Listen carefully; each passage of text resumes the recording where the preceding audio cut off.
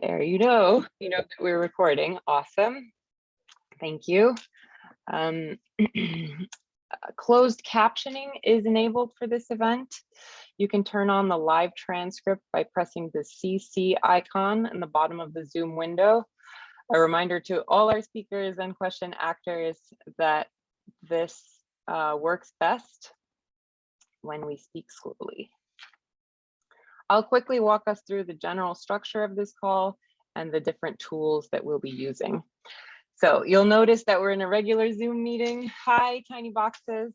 And just one more time, maybe if you'd like to help our speakers out, turn on your camera, give a wave, say hello. Yes, we're real. We're really here. Awesome. So good to see you all. Thank you. From here on, you can feel free to do what's comfortable with your camera. But please do keep muted unless you are asking a question. The other tool we'll be using is a Google Doc that's been linked in the chat. Would you bump it one more time, Paige? This is the doc that's titled Actually Public at the top. That's the one where we want to be in. We invite all of you to add your names and affiliation in the roll call on page 6. This is a way of meeting and greeting each other in the absence of bumping into each other on the way to the bathroom. If you have announcements or resources that you'd like to share with the group, feel free to include those in the right column. The doc also hosts our agenda for today. On page 3, you'll see a general plan. On page 4, our speaker bios, and on page 6, some support for the Q&A portion of this event. At any time during the event today, you can type your question into the Google Doc or onto the Zoom chat. The ones that are in the Zoom chat, we will collect and hold them in the Google Doc for the Q&A. If you would like to speak your question during the Q&A, you can type the word stack into the Zoom chat, or you can use the raise your hand function in Zoom. And I'll repeat those options again when we get closer to the time of questions. We will also collect resources shared today in this doc. We've already asked the panelists for some of their recommendations. You can see these starting on page 8, but we will continue to build this out. The doc will stay open for 24 hours and then we'll close it, and you can find it with other resources on the Incubator website. Finally, a code of conduct guides our engagement here. Paige, would you drop that link? It's also linked in the Google document. At CS&S, we strive to create safe, inclusive spaces where people can learn from each other. We are committed to providing a harassment-free environment for everyone, regardless of gender, gender identity and expression, sexual orientation, ability, physical appearance, body size, race, age, religion, or work experience. And our code of conduct is guided by those commitments. Okay, I think that's everything. Did I miss anything, Paige or Danielle? Okay, then with pleasure, I'd like to introduce Danielle Robinson, the Executive Director of Code for Science and Society.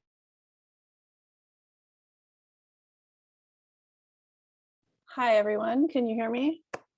I think, okay, great, getting some thumbs up. I have a very short presentation just for those of you who haven't been to any of our events before, let us know who we are, not who you are, who we are, what we do, and why we're here. And we're so excited to be here today with our speakers. So I'm Danielle, I'm based in Portland, Oregon. I've got 2 kids. I'm working at home with a big pile of stuff behind me. And this is a picture of one of the parks near my house. So it's very Pacific Northwesty in my region. Code for Science and Society was founded in 2016 with a mission that centers on advancing the power of data to improve the social and economic lives of all people. What does that mean in 2021? Because 2016 was sort of the heady days of startup culture and tech utopianism. And so today we take that mission and we interpret it around community ownership, communities building research, data, and technology initiatives that grow access to knowledge and shift power to communities that have been harmed, omitted, and excluded historically. And so that is our guiding vision right now. What do we do with that guiding vision? Funding. We give out money, not big money, but little money. We give out money and resources to emerging communities. I think we have some grantees in the audience today. through a program called the Event Fund. And maybe Angela, I think you're here, can drop the link to that program into the chat. We also create spaces like this one, where research and practice of building technology, building data resources, creating access to knowledge can come together and evolve together, how this work gets done. And we also run a fiscal sponsorship program where we give very practical, like we do all the ops and finance and strategic support for people who are receiving grants to launch initiatives that are aligned with our mission. And so why are we here today? Why are we the Digital Infrastructure Incubator? Rayya's program is one of my babies, for lack of a better term. I've been trying to get a program like this funded for years. We're seeking to bridge the gap between research and theory on open source and digital infrastructure with what actually happens when you get people involved and you're trying to play these things out in reality. And so I'm super excited about the launch of this program. And part of this work is to create these spaces for thoughtful engagement and create resources for practical engagement. And so I'm just unbelievably honored to host these guests today. Labor has always been the key to any infrastructure, social, technical, physical. I'll never forget my when I was in my PhD, grad students at my old PhD institution are now unionized, but I had a dean tell me that we would lose our seat at the table if we proceed. And I remember sitting there as a grad student, I was like, well, that's not real. We don't have a seat. But so we're all bringing lots of our histories to the table and our experiences with labor, but that's mine. And so we're thinking about how our ecosystem and the people building tools, on the public interest tech side, we don't really have these VC business models. We have, open source practices and idealized ideas about the commons and community stewardship governance, and how we can engage with ideas of labor and how these intersect with ideas of equity, white supremacy, and the entire cultural milieu that we're working in. This stuff is already shaping our ecosystem and what we want to do, and it will continue to do so. And so we're just incredibly grateful to the speakers for spending time with us today so we can think about labor in the context of digital infrastructure. And with that, I'll hand it over to Rayya.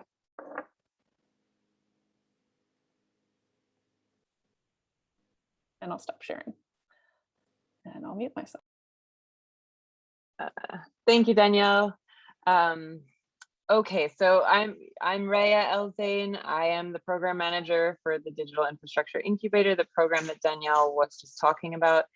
The Incubator is a new capacity building program for open source digital public infrastructure projects.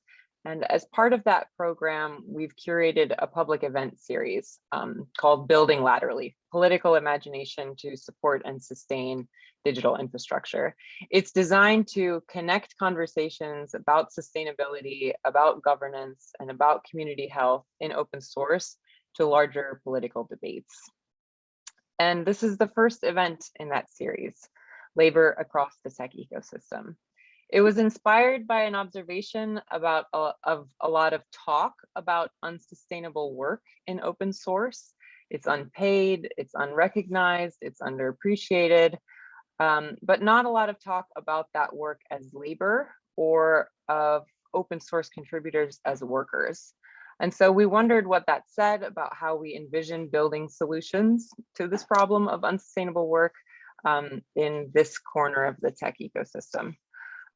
So we've invited here a panel of whistleblowers and organizers from across the tech ecosystem and asked them to share with us some reflections on what the search for sustainable work led workers in their companies and their parts of the sector to do. What does sustainability mean to gig workers, to workers in big tech, to workers in startups? And how is that the same or different from what it means in open source? So that's the background. And as Danielle is, I'm so thrilled and excited to be able to host a panel with such a rich range of experiences. And so, without any further ado, I am going to pin that panel so that you can see them above the others. Okay, hold on, gotta find them. I'm back here, panel. And our moderator, there's Nataliya.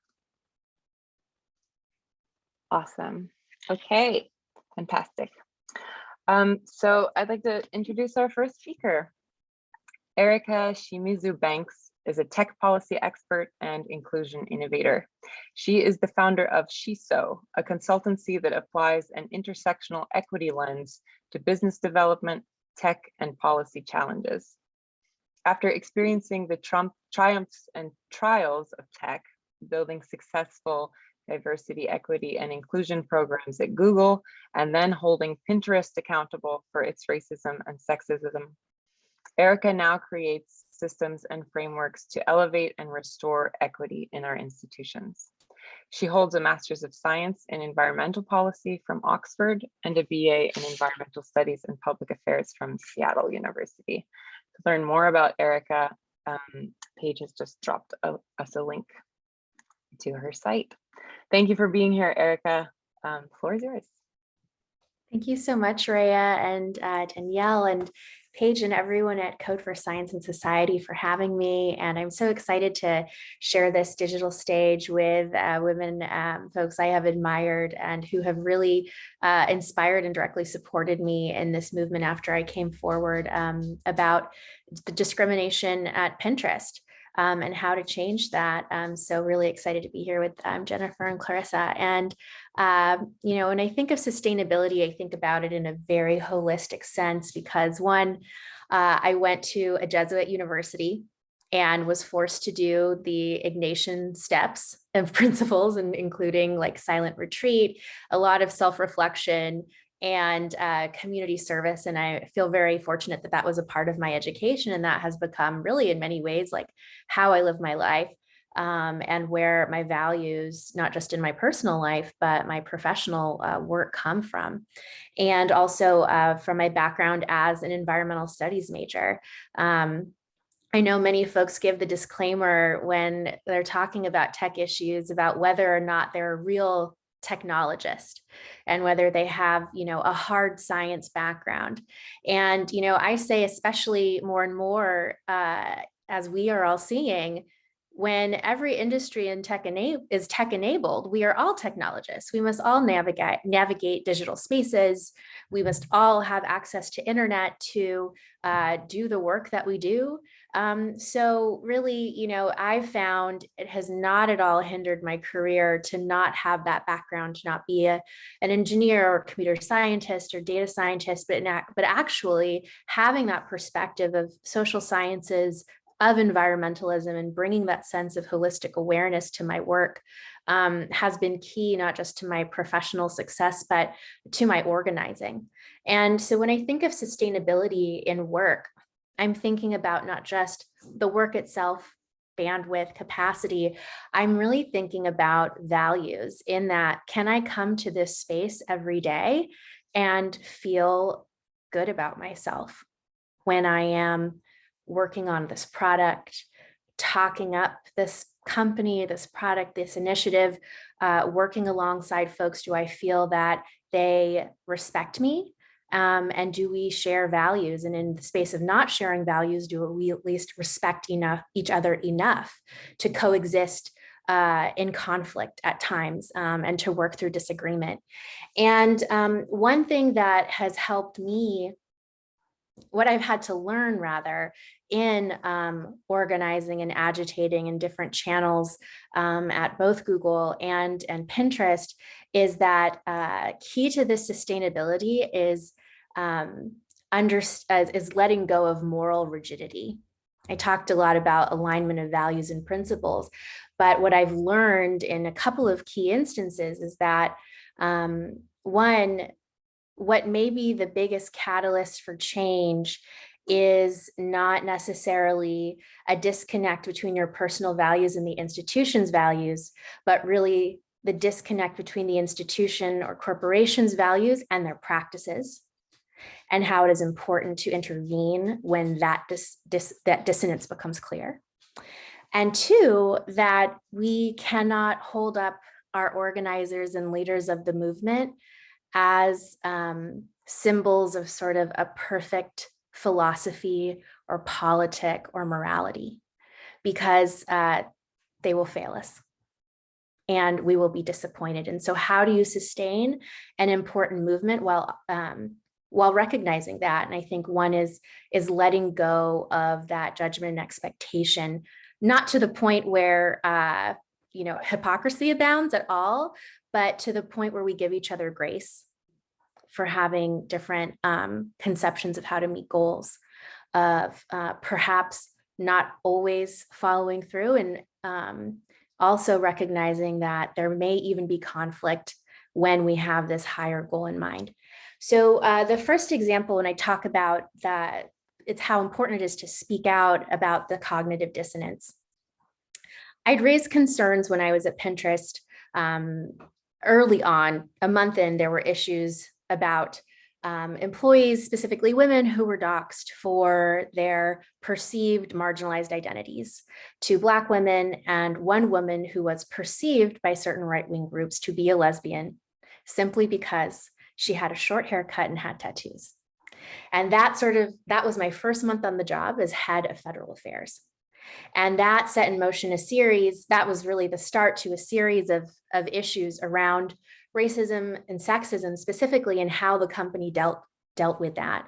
I'd raised these concerns from that moment for several months, and yet the company sort of allayed my concerns until I spoke out through non-public internal channels, through the authority I understood I had, about labor issues.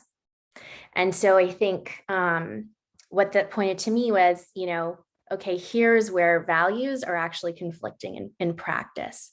So over the holidays, or before the holidays, around Thanksgiving, the chief financial officer for Pinterest, Todd Morgenfeld, and this is all public, so I feel comfortable sharing these names, made a decision, a unilateral decision, to cut the holiday pay for Pinterest contractors, and not contractors at the professional level, or quote unquote white collar level, but at the level of security, hospitality and catering, and janitorial.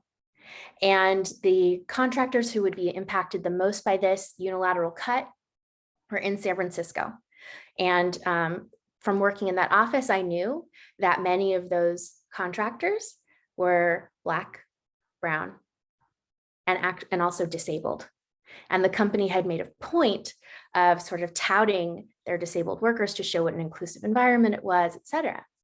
And so I raised this actually with our lobbyists to say, is there an issue with this? I think there is, but is this an issue? And they said, absolutely. This is going to look bad in terms of PR. It's the holidays. And most importantly, it's just really cruel to do this to folks over the holidays. So I went through what I understood to be the proper channels, had a talk with Todd's staff, then went to the chief legal officer and my boss, and that I had that buy-in, and said, based on advice from our own, government relations team, we should reverse this policy. The policy was reversed, but it came at the cost of basically my job. And that is when me raising issues about racism and sexism became an issue. And that is when the retaliation intensified to the point where I was put under investigation from an outside law firm and forced to submit to several interrogations. And so what that told me is that, we cannot believe alone in the stated values of an institution. We have to make sure that those are upheld in practice. And really, you'll understand what kind of company you work at and what kind of movement you then need to shape based on whether those two things are aligned or not. And so, with a couple of minutes left on this, I think the other piece about sustainability and understanding our common humanity and that we will fail each other, organizing is messy. I found myself an unwitting, going back in time a little bit, but coming full circle. I found myself an unwitting organizer for the Google walkout in 2018. And I don't say this to take credit for that at all, because I was not one of the core organizers at all. My job was not on the line as a result of my activity, but simply because I was in a somewhat satellite office in DC When staff were made aware that a walkout was happening, there was a sort of hot potato session among the employee resource group, specifically among the women's group, about who would organize the group in DC. And truly, folks were afraid, and rightly so, as we found out that most of the core organizers ended up being fired or pushed out of the company. So as a junior level person who was a member of many ERGs and sort of seen as someone engaged in a lot of the cultural groups and cultural events, it's like, oh, I'd be happy to do it. And that simple act allowed that chapter to participate. And in fact, it turned out to be a huge contingent of the office that walked out, and I ended up being quoted in NPR. And in learning more about the organizers of that movement, one, I think we do not have to play a leading role in order to make a big impact in these movements, and just standing up, doing something as simple as saying, hey, I'll just stand in the front and let others follow me, can have a powerful impact. But also, once I had that proximity, I learned about who the organizers were. Fast forward 2 years later, one of those organizers ended up at Pinterest and actively worked with the office of the leadership office to retaliate against me and my colleagues who stood up for those contractors, who stood up against racism and discrimination. And I would not be able to continue that work if I held that conflict against her. And I think it's important for us to know about instances when that kind of disconnect happens, because again, through this, if we're going to sustain this, we have to recognize that folks will not always do this perfectly in the way we think. And there has to be some flexibility and truly just grace in approaching movements and movement building and how we define solidarity. So thank you. So beautiful, Aerica. Thank you so much. Thank you. Our next speaker is Clarissa Redwine. Clarissa explores community-driven progress. While working at Kickstarter, she joined the drive for the first wall-to-wall tech union in US history as a member of the organizing committee. She later produced the oral history of Kickstarter United as a fellow at NYU Law. Clarissa has served as a member of the Tech Workers Coalition NYC Steering Committee and led several solidarity actions, including a critical spoof of Amazon's anti-union site during the Bessemer Union Drive. She launched an educational zine on Kickstarter outlining common anti-union statements for management and crowdsourced refutations to each union busting statement. Currently, she is a core contributor to Collective Action in Tech, a platform for tech workers organizing for change. Welcome, Clarissa. Thank you so much. And oh gosh, following Aerica, so hard. That was amazing. It got me pretty emotional, I'm not gonna lie. Yeah, so I really love this topic. I'm so happy to be here with everyone and to see how the discussion unfolds. When I think about sustainability in the context of a union drive, it's so important because a union drive does not end when you have the number of signatures that you need. It doesn't end when you get recognition. It doesn't end when you agree to a contract. Like a union drive, building a union is an ongoing effort. And if we do this right, generations of tech workers will participate in the unions that we build today. So I think like we must be thinking about sustainability. And in my experience for the Kickstarter Union Drive, I was very, very lucky to have so many coworkers who were community organizers, activists, and had thought very critically about how to build culture. And that is what I think about when I think about making a sustainable union drive. You must have a culture that supports the humanity in all of us and sort of acknowledges the work that we do to build these movements. And when I was sort of preparing for this panel, I was thinking like, what were the characteristics or sort of major values in the Kickstarter Union Drive that I sort of saw affecting the sustainability of that drive, of that effort. And whenever I thought about it, I think there were three things. I mean, there were many values that we practiced every day that helped us sort of keep going. But I think three things really stood out to me whenever I think about sustainability. And one was validation. We believed each other, we validated our lived experiences, and we didn't allow the propaganda of management and of the larger tech industry to eat away at the legitimacy of what we were experiencing at work. So that constant validation of our experiences was incredibly important in allowing us not to crumble during the union drive. And another thing that I think was really important, which is related, is affirmation. So when someone would contribute, even in the smallest way, we would affirm that person every day that we could, and especially at union meetings.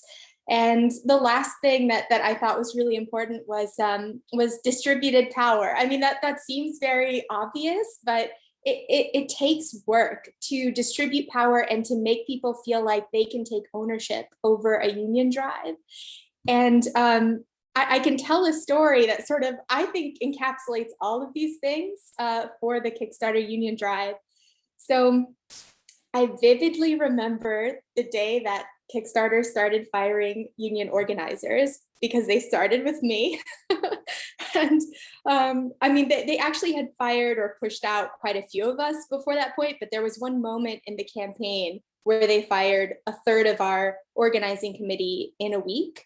And I remember the night before, I was so sure it was going to happen that I got home after work, pulled out my largest suitcase, rolled it across Greenpoint in Brooklyn, and started packing up my desk, because I was like, this is the only thing I have control over. You know, we don't have a contract. There's no due process that I'm entitled to. I have no control over this. So I packed up my desk, went home, and the next day I was fired, and then Taylor, and then Trav, and the three of us decided to go public because we wanted to stop this very aggressive assault on the union drive. We didn't know what management was going to do. We knew that they had been targeting other organizers beyond us. So we had no idea when this was going to stop. And the night that we had a union meeting after the firings was one of the biggest union meetings we had so far. And there was this like really intense energy in the room. You know, Taylor and Trav and I were all, you know, pretty spent and also like traumatized basically from this experience. And I remember sitting there in this like dark studio a block away from Kickstarter. Everyone was like surrounding us. And Trav was like, okay, we're going to tell our stories. Like, we're going to make space in this union meeting to talk about what happened, talk about how management has been treating our organizers, and learn from each other. And Taylor and I sort of told our stories of what had happened to us. And there was this moment where both Taylor and I were like, hey, we have, you know, tens, or I think I had like 70, 80 pages of documentation about retaliation and performance reviews, all of that stuff, like what we considered evidence, you know. And both Taylor and I were like, hey, anyone in this room, anyone who wants to know, we will give you everything. Like, you can read anything you want. We're open books. And there was this really long silence that felt like so agonizing. And in my mind, that like few seconds of silence that felt like forever, I was thinking like, I guess no one really cares enough. Like, no one's really sort of volunteering to look over the evidence, you know. And one of our coworkers sort of broke the silence. And he was like, he said, look, we don't need to see it. We believe you. And that was huge. That was huge. So I think like that validation is really, really important, and allowed us to sort of like take a breath and be like, okay, like we're still among friends. We can still like build this based on reality. And then immediately after, everyone was like, okay, let's start a plan. Like, let's consider what's just happened. Let's talk about how we can sort of frame this in one-on-ones so that people on the fence can understand what's at stake. And everyone from working groups sort of went around in a circle and said, hey, here's what we think we can do. Here's the help we need. And just started to take the power that was in maybe a couple dozen people's hands and just diffuse it through everyone who was there that night. And that distributed power was always there. We just needed a catalyst and the sort of time and attention to continue to sort of distribute it throughout the group. And then and then so after we had made more of a plan, at the end of the night, we did what we always do, which is affirmations. So everyone went around and said like, oh, thanks so much, Corey, for taking notes, thanks to Nell for that great thing you said this week, and, obviously thank Trav and Taylor and I for our contribution. And it was just like, it was such a great little encapsulation of all of the values that helped us get up to that point and past that point through to, an election that we won. And so I think when I think of sustainability, those are the things I think about, like validating each other, sharing power, and also acknowledging the work that we put into this. So that's all I have to share. I'd love to talk more about it. Thank you, Clarissa, for sharing and for sharing the vulnerability that came with that story. Thank you. Our next speaker will be Jennifer Scott.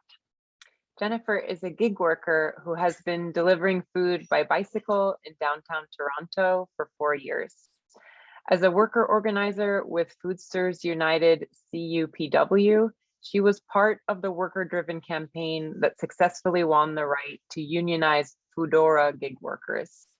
She is the president of Gig Workers United CUPW, the Toronto-based community union organizing to win labor protections and workers' rights for gig workers. Additionally, she is the executive director of the Foodsters United Co-op in partnership with FoodShare TO, a Toronto-based worker co-op, re-envisioning the gig economy as a pathway to build ownership and sustainability for workers and drive business towards local restaurant and retail. Welcome, Jennifer. Thank you so much. I like to jump straight into stories. So my job is really isolating. I can work full time, which for me would be like 6 days a week, 9 hours a day for like a week and not talk to a single coworker. And when I started doing this job, I didn't know anyone else who did this job. I didn't know anything about delivering things, and I was definitely not prepared to be a professional cyclist.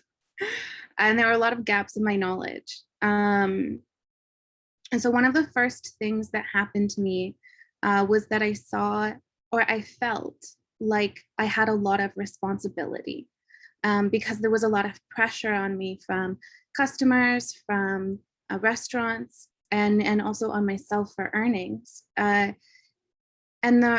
what took me a really long time to learn was that I wasn't actually responsible for those things because I couldn't actually do anything to change them. But it felt like I was. And so I would bike around the city delivering all day long and just dwell on and think about the things that were problematic in my work and these responsibilities and how I would fix them. And the solutions to those problems seemed really simple and really obvious to me. When I talked about them with my friends or my family, they didn't understand because they didn't do this work. And I didn't have any coworkers to talk to about it. And I'd been doing this work for about 1.5 years before I started to meet other coworkers and build relationships with them. And the first group of gig workers that I met, it was like within the context of like, we'll be friends. And we had a group chat and we would talk about orders or problems, but we were friends. That was actually a really big turning point for me, though. I talked to people who did my work, who understood my work. And I realized that the solutions to those problems, to the injustices too, that exist in the gig economy that seem so obvious to me, were equally as obvious to my coworkers. And more than in any other job that I've had, that was just incredibly shocking.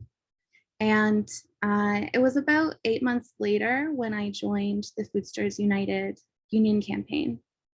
And I had another really similar, like, big moment like that. Because within the context of the union, we're talking to each other about these problems, but we're talking about them where we're directing those solutions into action. And also, because it's within the context of a union, we have the ability to talk about the problems where the solution seems obvious, but it feels way too big to be possible, you know, like having unionizing gig workers is obviously the solution, but no one's ever done that before. That's impossible, right? And I had this moment, which really was not a moment. It took like months to have this moment, where I understood what I know now is a really common understanding in unions, but that workers are experts on their work, and that workers know what changes need to come to improve both like their job and their experience at work, and then also subsequently the business and the company. And for me, that did change things. It changed things a lot. And I had this community of people who were learning and understanding that as well. And as gig workers, so like my opinion as someone who's like organizing in the gig economy, you know, it's not about food delivery, and it's not about rideshare.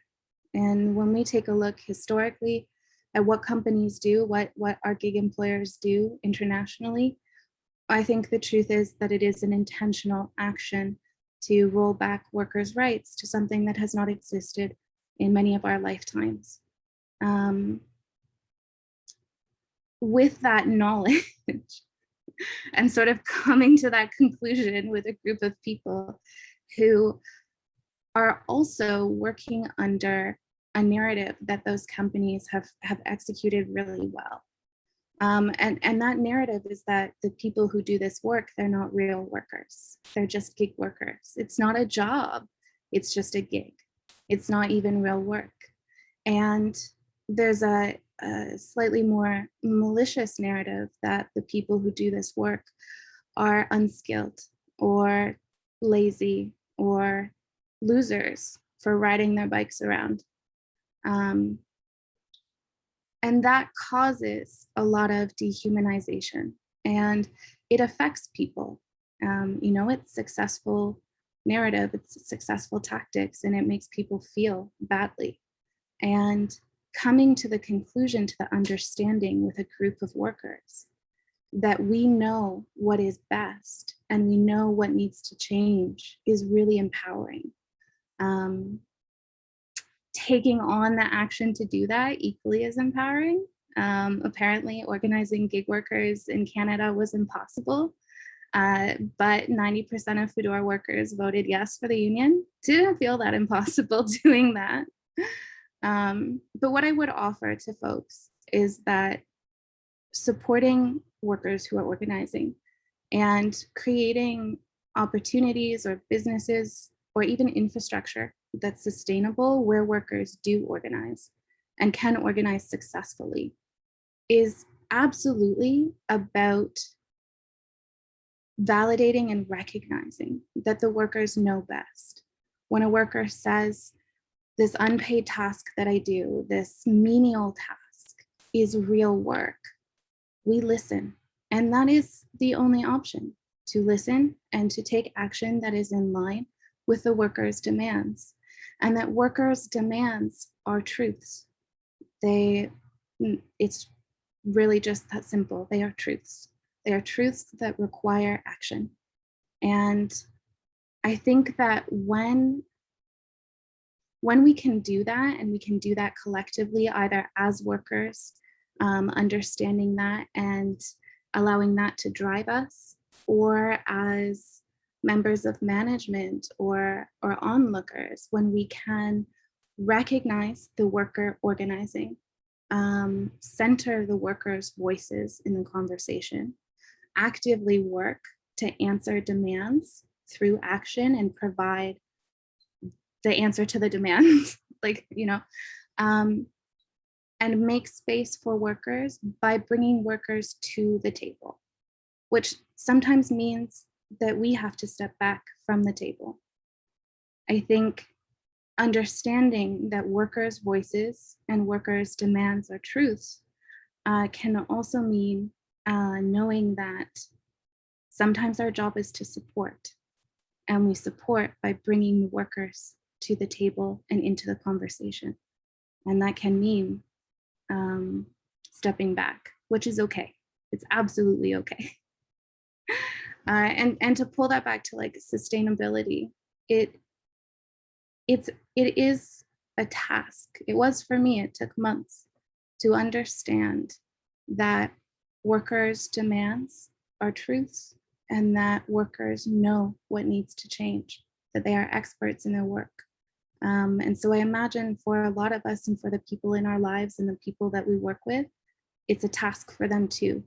But a meaningful and useful long-term task for us can be to help others learn that and to help others understand that. Brilliant. Thank you, Jennifer. Thank you so much. Very powerful, kind of bringing us in, I think. And we're going to move on. And I'm so excited to start putting these three kind of testimonies in conversation with each other. And that is going to be the work of our moderator. Nataliya Nedzhvetskaya is a doctoral student in sociology at the University of California, Berkeley, and a fellow in digital ethics and governance at the Zein Family Institute. Her research looks at the emergence of employee activism in the workplace and its effects on corporations. Since 2019, she has been an archivist at Collective Action in Tech, a project that has documented over 400 employee actions in the tech industry going back to the 1960s. A forthcoming chapter in the Oxford Handbook on AI Governance examines the role of workers in building and upholding principles of AI ethics, so look out for that. She holds an MA in sociology from Columbia University and a BA in social studies from Harvard College. Welcome, Nataliya. Thank you, Rayya, and thank you from the bottom of my heart to Jennifer, Clarissa, Aerica for sharing your stories. I have my work cut out for me, but I also feel like you've done a lot of my work for me, because there have been so many great parallels between the three stories that you shared. I'm coming at this a bit as an outsider, because I have not been a tech worker. I have worked, but I'm studying this phenomenon. And I think maybe one perspective I can bring in is of the humility that I've learned covering this phenomenon. I set out to archive a movement that I was tracking through newspaper articles. I was reading these accounts and hearing about all this inspiring work, the Google sexual harassment walkout, the first tech union at Kickstarter. And I would hear quotes, I'd see these snippets from really amazing organizers who are doing such important work.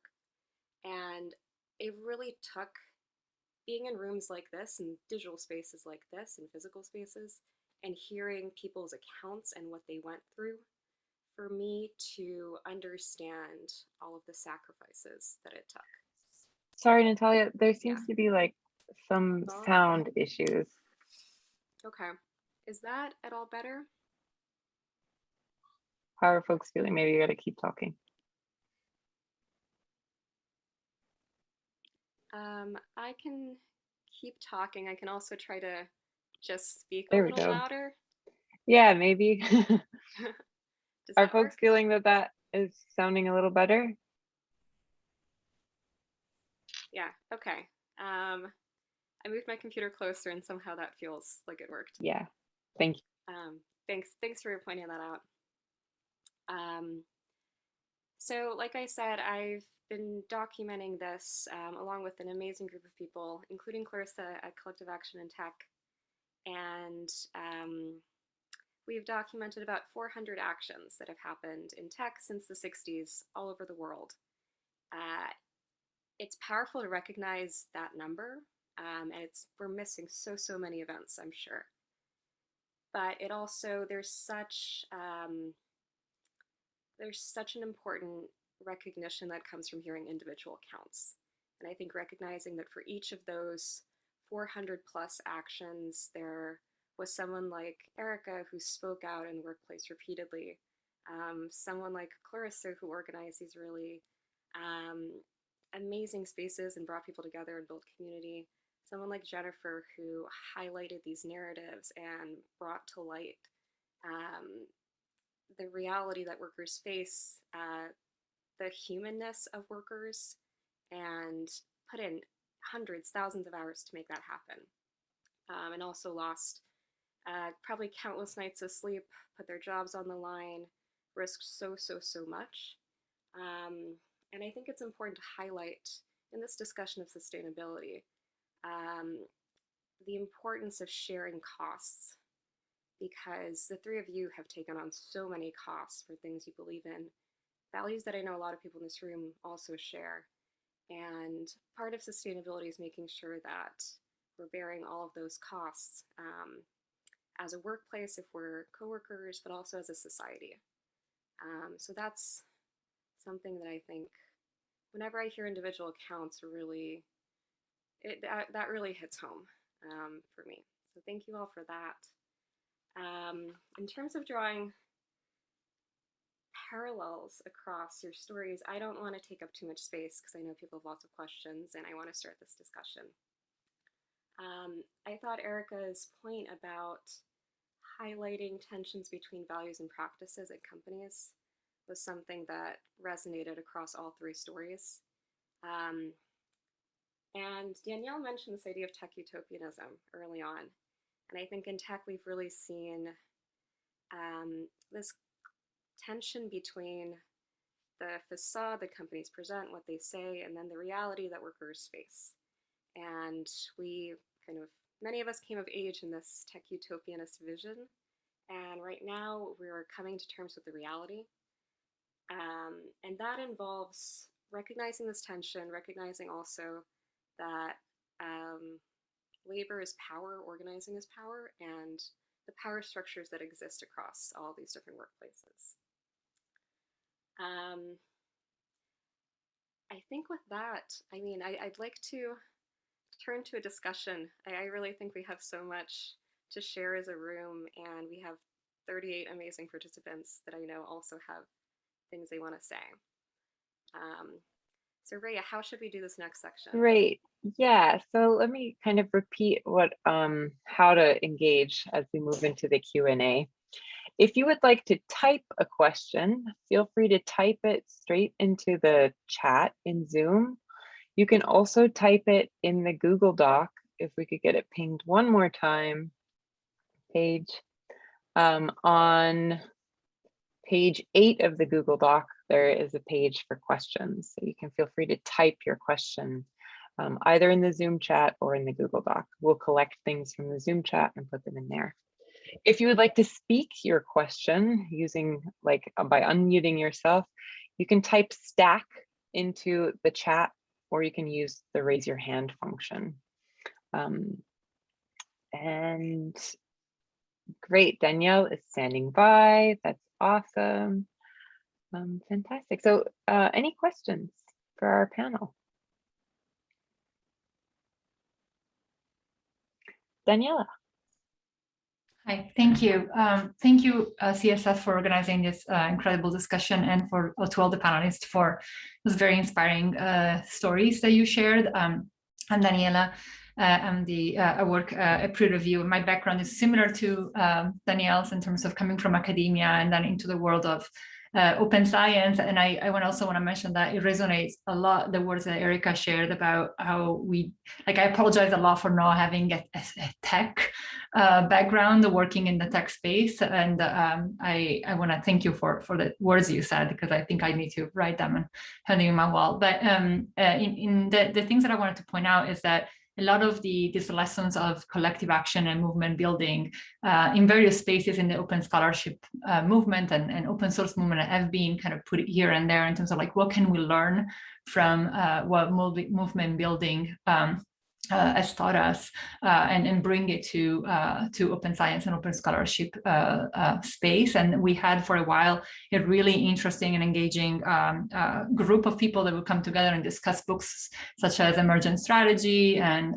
from Adrienne Marie Brown, and even like the Blueprint to Revolution, the movement in Serbia. And trying to extrapolate learnings from these organizations into like what we can do, and it also feels very isolating. So it was also a very cool way to kind of trying to share values and find a common ground. So I don't know if this is a question for the panelists, but it could also be a question for anyone else here. Like, what are the main learnings that you can draw from collective action and bring into open source and open science? Thank you.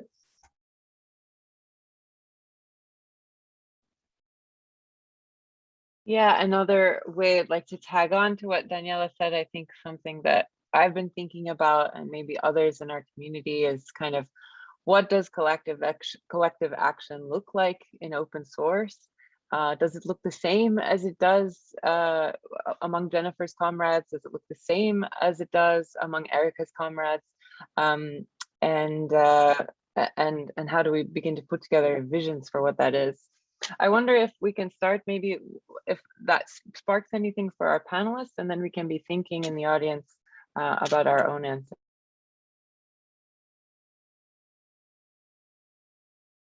I can jump in first. That's a very interesting question, and it's funny because the first thing that came to mind, I was like, oh, it's relatively similar. It's documentation. Like documentation is so important in both spaces, in open source and in like any kind of like labor movement or movement building.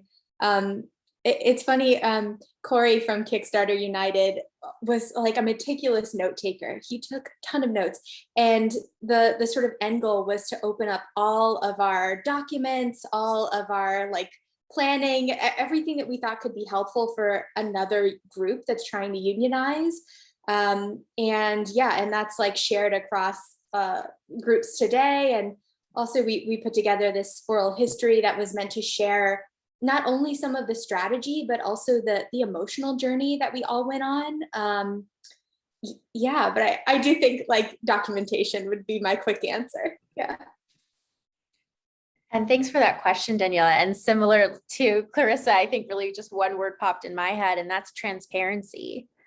The heart, I mean, from my somewhat lay understanding even of open source, the key value there is transparency. And what does transparency provide? It provides access, but it also provides power, in that from there, especially with organizing, what you choose to make public, what you choose to keep secret or embargo, et cetera, is also a negotiation of power. And it may seem as simple as just being straightforward, but it can have, how that's extrapolated, how that's executed upon has great implications for power, and what we can bargain, what we can identify later, say, hey, I saw this before, has that changed? We're very much related to documentation, but in terms of the values, from a values perspective, I'd call that transparency.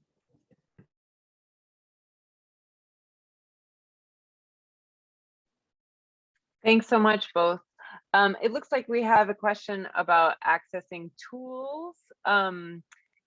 Gary, you have kind of linked your contact information, who's also in the roll call section of the doc. So if people are interested in hearing more about this group, perhaps they can reach you directly. Does that answer your question, Gary? Yeah, I mean, I could also state it quickly. Up to you.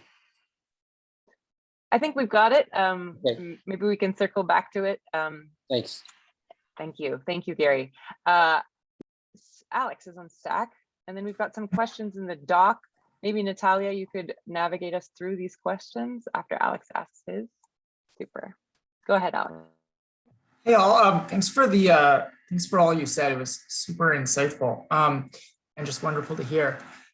So my question is sort of about more concrete opportunities for solidarity between higher paid, either like white collar workers or highly skilled workers and employees that are more precarious. So like for context, I mean, I was one of the lead union organizers and contract negotiators for the Guggenheim Museum Union. And part of that was, we had a very diverse labor unit. And it became clear that those of us with more, maybe quote unquote, more like, unique skill sets or more technically demanding work, were able to use some of our power as quote unquote, more valued employees to bring up the wages of the lowest paid employees and just sort of ultimately get a higher equity floor for everyone. And in the tech world, there's so much outsourcing and contracting and intentional sort of separation between like software developers and, maintenance folks and everyone in between, excuse me, and everyone in between. So I was just wondering, Aerica, you sort of spoke to this a little bit, but in your different sort of experiences, do you see more concrete opportunities for either, being in the same labor unit or other techniques? Absolutely. I'm happy to start. Thanks for that question, Alex. And really briefly, Gary, one resource I'll direct you to is the Tech Worker Handbook that Ifeoma Ozoma published with support from the Omidyar Network, as a place to perhaps insert your resources and others like yours. But to your question, Alex, I mean, absolutely. I think what I tried to depict with my story about like what was the turning point in the ramping up of retaliation I experienced at Pinterest was when that link was made explicit that yes, your full-time employees will advocate on behalf of contracted employees and do see our work as aligned and values of the company as pertaining not just to full-time employees, but also to contracted workers. And their response made clear to me that even though contracted work is often undervalued and underpaid, it is necessary and essential to the running of the business, and the exploitation is also necessary and essential to the running of the business. And so, just from a narrative perspective, I think it's important as workers with privilege of full-time employment, of the label, I'll continue putting it in air quotes, of white collar, of high skilled. I think it's important to do what we can to obliterate and correct that language, because all work is skilled, and all work requires expertise. And especially in terms of labor and work that is underpaid and often exploited, it's physically harder work. So one, from a narrative perspective, I think it's important for workers to align on their shared value and their shared expertise and the understanding of how exploitation through stratification is key to corporate profit and corporate power. And second, I'd look to examples of, unions and worker organizing groups that have made sure to combine different sets of workers. One example is the Alphabet Workers Union, and I'm sure there's many others. There are some legal concerns and legal risk, but I think many lawyers and plaintiffs, civil rights attorneys have been able to overcome those in court. And so I feel like, in a sense, that separation, or the necessity for that separation, is also a corporate boogeyman that is brought up, that does not actually have the kind of legal diminishing power that it's said to.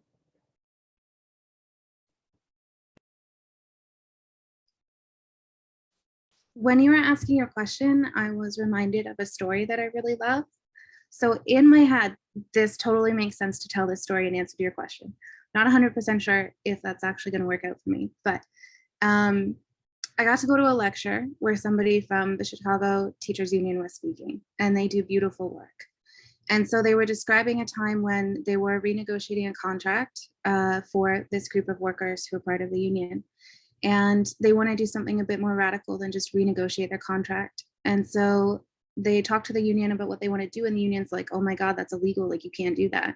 And they're like, well, fucking watch us. And they put in, like, what they brought to the negotiating table was that they wanted to negotiate for a wage increase by a fairly significant amount for the janitorial staff who were not included in their bargaining unit. And then, of course, to pair that, they went public and they went to the community and they did media. And of course, everyone's like, yeah, pay these people more. Like, okay, do it. And they won. And they did negotiate that. And they did negotiate a raise for workers who were outside of their union. And so I think that solidarity can look vastly different depending on like where you are, you know, for them, for me. But I think it comes down to, again, taking a look at what the workers are doing and centering their voices. And, you know, within the workplace, there are definitely dynamics where you can repeat the messaging, repeat the demands of other workers, like we validate things by repeating them as the workers have said them. But I also think a lot of it really does sit in this very simple answer of bring those workers to the table. Whatever privilege or power it is that you have, use that to bring those workers into the conversation, to validate and center their demands and their statements in whatever space it is where they are not currently being centered. I hope that was a good story to tell.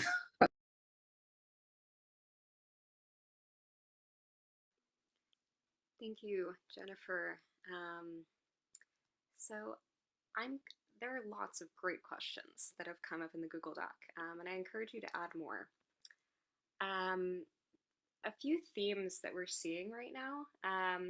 So one is about how do you organize when you don't have a community, when you are feeling isolated, you haven't had those conversations yet. And then there's another question that's about the unique challenges of organizing and solidarity in open source spaces. So I thought maybe we could talk about these two concepts together. We are here as guests of this Incubator project that focuses on digital public infrastructure. And I know a lot of folks in the room are from the open source community. So perhaps we could have the panelists talk a bit to that kind of community building. And I think Jennifer, especially with your work, you mentioned early on, you were feeling isolated and kind of struggling to find that community. So I definitely encourage you to share your story in this respect, but Clarissa and Aerica, I know you have insights on this as well. Yeah. When folks were saying it's impossible to organize gig workers, they were saying it's impossible because you don't have a shop floor, you don't have a workplace. So how would you do that? And, you know, I mean, obviously there would be people who'd be like, I'll take that on. But as gig workers, that sounds absolutely just absurd to me.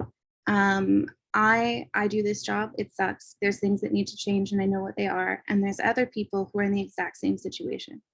And all I have to do is find them. That's it. So I guess a little bit of like positivity around like, it's not actually as hard as it might feel like it is. It feels intimidating to try and build community, to try and reach out to people that you don't know who are strangers. But I think it's realistic that they will respond positively, that they want that community, that whatever it is that you're feeling is not unique to just you.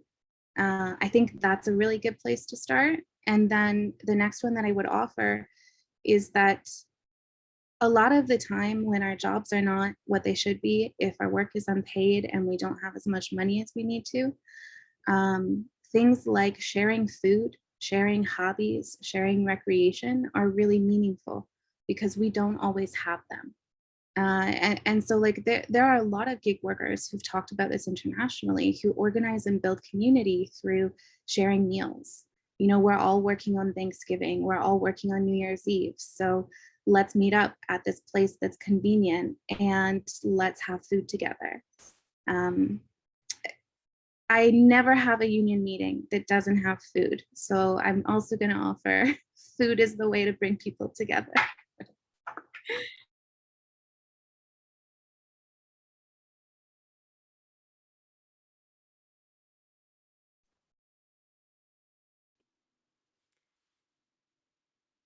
Thank you for sharing that. Yeah, I'm kind of curious also with experience in open source communities, the couple of events that we've documented in the archive, a lot of them have focused on platforms like GitHub. So there's a sense in which, you know, platforms can bring people together, and these sort of digital spaces can sometimes serve as stand-ins for physical spaces when you can't be present in the same room. If folks have insights on maybe using digital spaces when you can't be in the same physical space and, you know, share food and have these sorts of intimate conversations, if you've had any experience there, I invite you to share.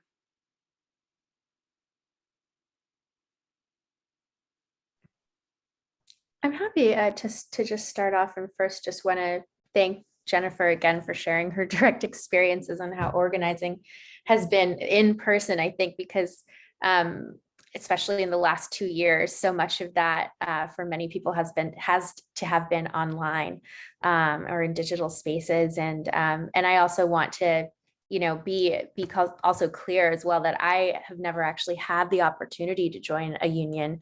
I now work for myself as a consultant and freelancer, and before that, you know, left Google before Alphabet Workers Union started off, and I don't believe that there's been, and left Pinterest before any sort of labor union organizing took place. So my experiences with organizing, at least on raising awareness of tech whistleblowers and building resources for tech whistleblowers or for folks in tech who wanted to organize, has been in many ways through Clarissa. So I just want to shout you out and thank you for that, giving me a space to participate. But to that, I'd say, you know, number one, make sure these spaces are safe, and not just in terms of who you invite into them, because there is a risk, right, in bringing up hard questions, bringing up the scary topic of like, how do we address a situation at a company? And that safety is not just in the people, but also in like the features of the tool you're using. So my organizing has mostly been through Signal or Telegram, looking for open source encrypted versions of Zoom, a Zoom-like platform. It's called Jitsi, for example, or looking for a substitute for a collaborative suite workspace instead of Google Docs. Because, you know, in working with a lot of folks from Google, there was a fear that perhaps there was some monitoring going on. So safety in terms of who you invite into the space, and then the data privacy and encryption methods available to your platforms, I think is key. And, you know, I'd finally say, I look to models for organizing, again, because I haven't been a part of a union, but in other spaces of my life. So I'm a member of my co-op in my community, and it's an economically mixed community of affordable housing and other folks. And, you know, I serve on the board on that. And we had to start a petition to get at least get the process going to remove basically a slumlord who's managing our co-op. And the key to bringing people together around that was transparency, but also safety, and figuring out who to trust, who's aligned with, you know, the landlord, and who's perhaps getting kickbacks, et cetera, to where is a safe space to put this information together, and how do we make sure that we reveal information in a safe way that also engenders trust. So yeah, safety in terms of the people you're bringing in terms of the tools you're using, and looking to models of organizing in other spaces outside of an explicit union space.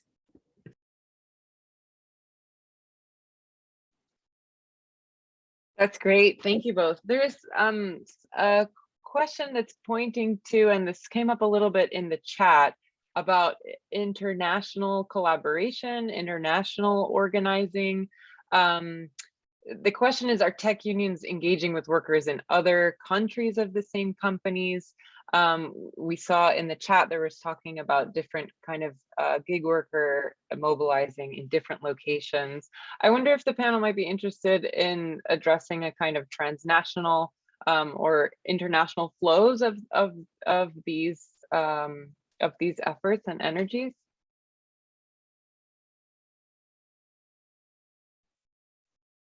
Yeah. Oh, go ahead, Jennifer. You first. Go for it. I get so excited when I learn about other gig workers who are organizing.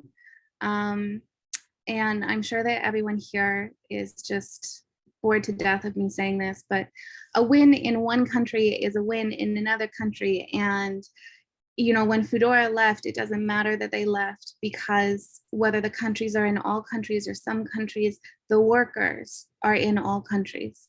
And the ideas and the need of the workers, that crosses the lines of countries and the barriers and the borders. I do think that organizing should be worker driven, and it should be driven by the workers who are on the ground. And so I think it's really important for us to connect with other workers in similar industries or at the same company in other countries and other provinces for us. I think that's really, really important. Support each other, but also to recognize and support the worker-driven organizing on the ground in that space, which can be hard, but I think is really important. Yeah, I love that. I totally agree. We've actually seen a lot of really exciting transnational organizing when we're archiving for collective action in tech with Nataliya. And yeah, it's so inspiring. I think for the Kickstarter United experience, there came a moment where we wanted to choose a national to work with. So a union that would help support us. And we had a choice between one that was sort of primarily focused in the US and one that had the ability to organize us and our Canadian counterparts in the same unit. And every step of the way, we tried to make choices that would allow the people who were working outside of the US that worked with us at Kickstarter could be part of the same bargaining unit.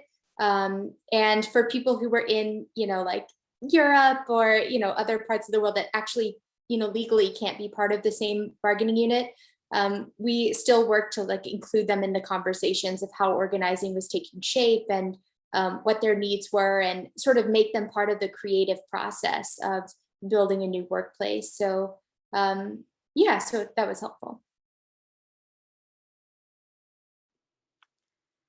On the topic of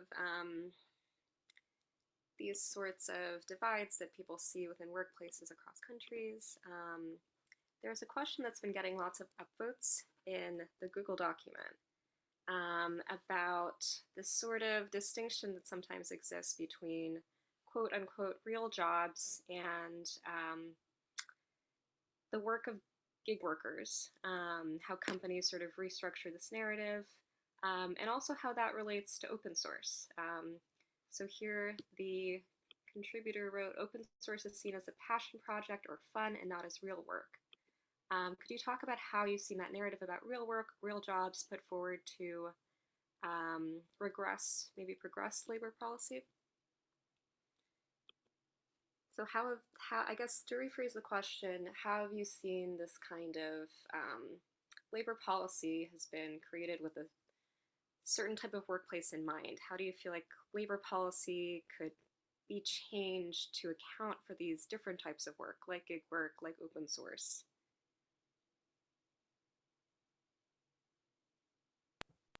I mean, I can speak to gig work.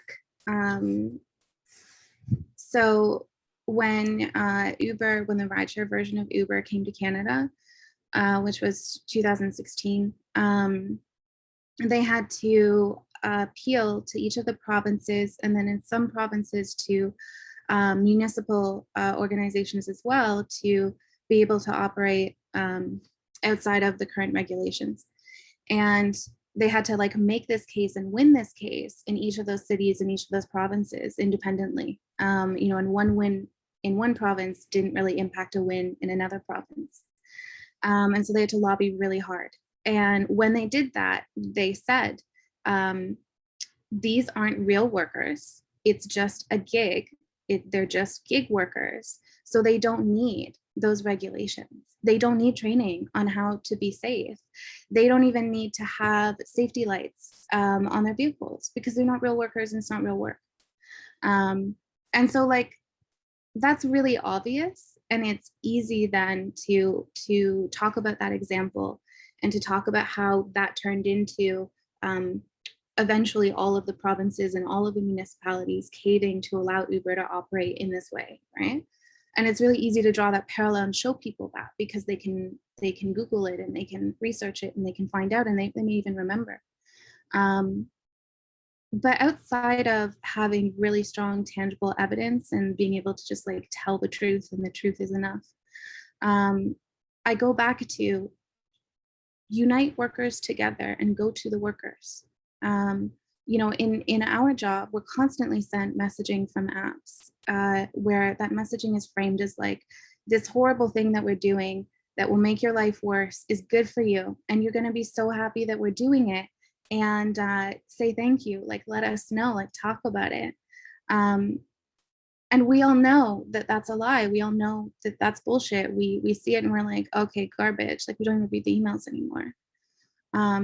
When we're trying to figure out how to explain to others, like who are not workers in the same capacity as us, why our work is real work or why our jobs are real jobs. I think the question isn't like, I think that's what we often try and do, why this is real work, you know, because we work hard, it's real. I don't think that's the question at all. I think the question is, what can the workers talk about, what do they have in common around how the company has tried to make them believe or make others believe that it's not real work. And I think if we totally jump past the why is our work real to our work is real, we are holding that line, join us at it. I think we have more power and I think we have the ability to make it easier for workers to connect with that because we are saying a truth that they already know that is hard to say out loud because everybody else is telling them that it isn't a truth. That's my offer. I love that. I think there's like a flip side to this too. Like, so I think that trope of what's real work is one of the most tired anti-worker, you know, phrases or concepts used because it's used against all workers. Like no matter what work you're doing in some form, they're like, oh, you should be thankful, you know, like, and at Kickstarter that was used as well, you know, it's a public benefit corporation. We did work that a lot of us really enjoyed and we're proud to do and we're excited by, and that in itself was used against us. Like you don't deserve a union, you don't deserve rights in the workplace because you enjoy your job. So it's used any way that a company can use it, that you're not a worker or the work you do doesn't deserve rights is used. So yeah. Absolutely. I want to just echo both Jennifer and Clarissa and give a couple more examples. One is the passage and then failure, the ruling that it's unconstitutional in the US of Proposition 22 in California, which Uber and Lyft used to take away rights from workers. And it was ruled unconstitutional because California actually did come up with a test of what makes you a real worker called AB5. And it's a very clear standard. And then to Clarissa's point,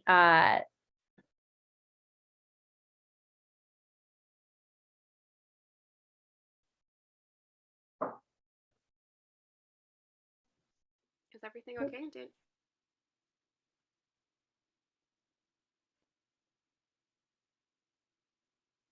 Eric, I think we lost Hey, you. Erica.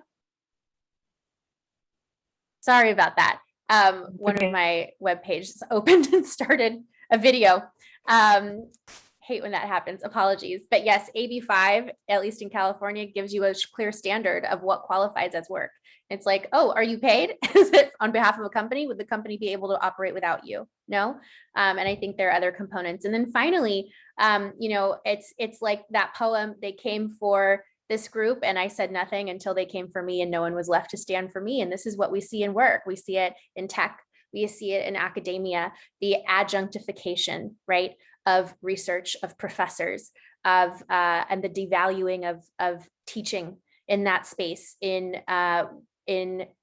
At the primary school level, we see that in the US with substitute teachers, and the denigration of qualifications for teachers there. We see that in tech in other ways, not just in the divide between gig workers and full-time employees or other types of contractors, but that even roles that were full-time are now being made into contract roles, such as roles including like counsel, legal counsel.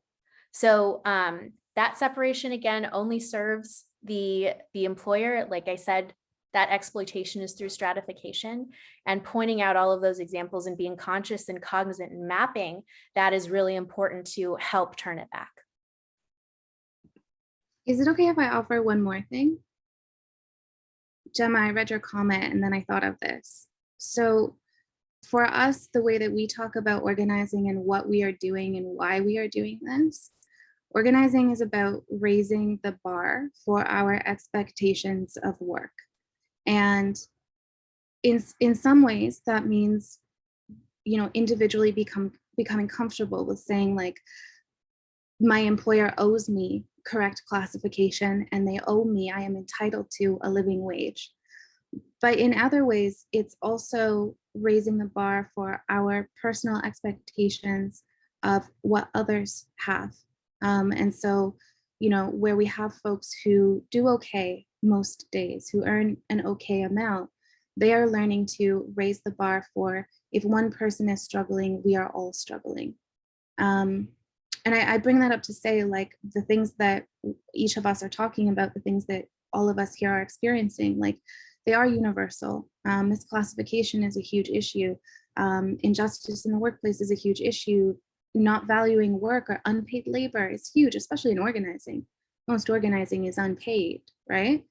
And I think for me, I often ground myself in, we are raising the bar. And when we raise the bar in our space, we make it easier for others to raise the bar in their space. And it doesn't mean that you have to raise it like as high as you can, like it's steps, small wins. But every piece of work that each of us do in our own organizing leads to the collective benefit. And so I think it makes sense to me then that we share so much and we understand so much from each other, even though our workplaces or experiences might be different.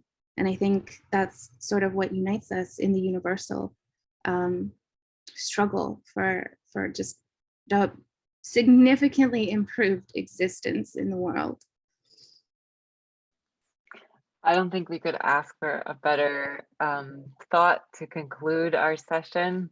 Will you join me all in thanking again these wonderful speakers? We're giving a sparkles, applause, sharing that energy across this virtual space. Thank you to you all for being here. We would love your feedback in the survey that we put together. It's about to drop in the chat and it is linked on the Google Doc as well. Here it comes, survey. Yep, we have 4 more events in this series. You can check them out on the Incubator website, which is here. And to be notified when things come up, right, you can subscribe to the newsletter. One more link coming. Thank you all so much and have a great rest of your day. Thank you, everyone. And extra special thanks for all of our speakers and for Nataliya for moderating. wonderful. Thank you so much for sharing your time and your stories with us. We are 2 minutes over time. Got to wrap it up. West Coast people need to eat lunch.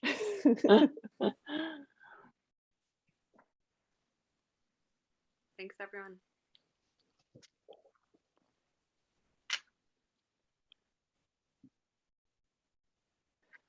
Okay, I'm going to.